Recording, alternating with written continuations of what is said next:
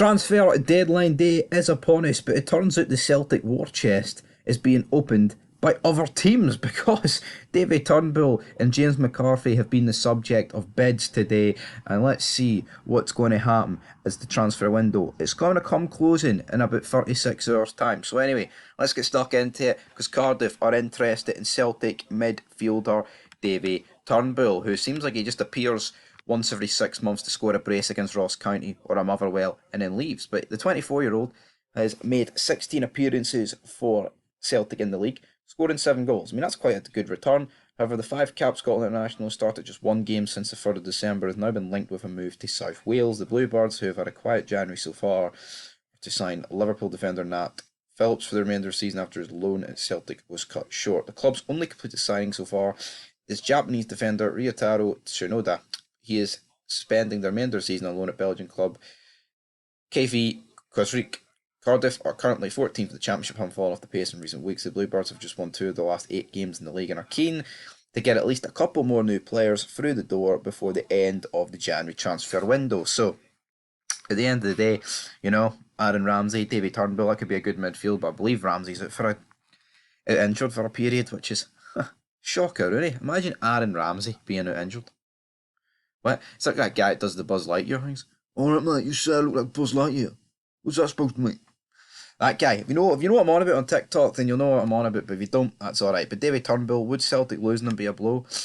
I mean, I'm not going to pretend it would cripple them, but at the same time, he's a good player. He's good depth, but it's just weird.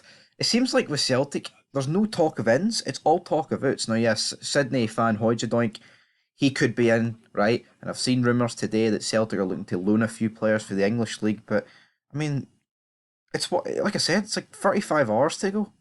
What are Celtic waiting on? I don't really know what they're waiting on. But let's talk about Lawrence Shankland, because this guy has been the talk of the month, right? And Hearts have offered a new contract. Rangers aren't signing this guy. People need to let go of the dream. And I'm probably the biggest person that needs to let go of it. If Rangers were to sign him, it would have happened. Like, it would have happened immediately after the first offer to Shankland earlier this month, which he rejected, right? So, the improved offer is of significant increase in wages, an additional 2 years on his deal that had been tabled, and a deadline, of course, of Wednesday night, which is the January transfer window. There's been speculation of a move for the 28-year-old despite him having 18 months left on his deal. Hearts have consistently said they've received no interest from other clubs. The winter transfer window closes in Scotland at 11:30 on Thursday.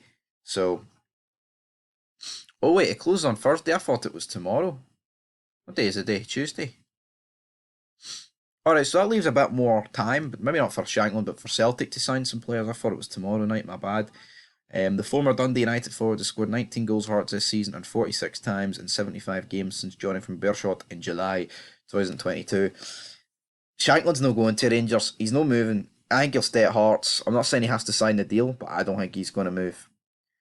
I think if Shankland was going to move, he'd already moved, and that's to anybody. And then let's talk about the crazy bit of news this morning, because Celtic have actually rejected a bid for this guy who hasn't played for Celtic in 15 months. Is that not crazy? I think that's crazy. I can't believe this guy, they've even rejected a bid, right? Now, it's a loan offer, it's not an actual buy, which doesn't surprise you in the slightest, but it makes you wonder.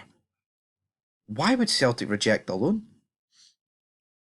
The only thing that makes me think they would reject the loan is they had to pay all the wages, which I think's, even then, it would just remove him from the door.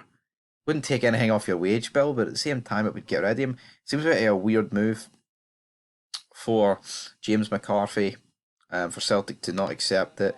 But at the end of the day, guys, they have rejected the bid, and we've got some more transfer news here within Scottish football's Owen Beck. He's officially went back to Dundee, which is weird. Also, good news that Embod is on his road to recovery following a car crash.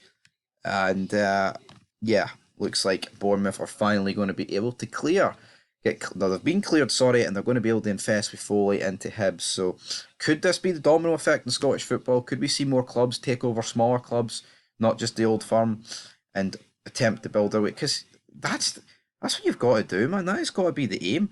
You've got to look at the size of clubs in Scotland outside the Old Firm and be like, if we gave them a bit of money, there's a real chance they could do something against the Old Firm.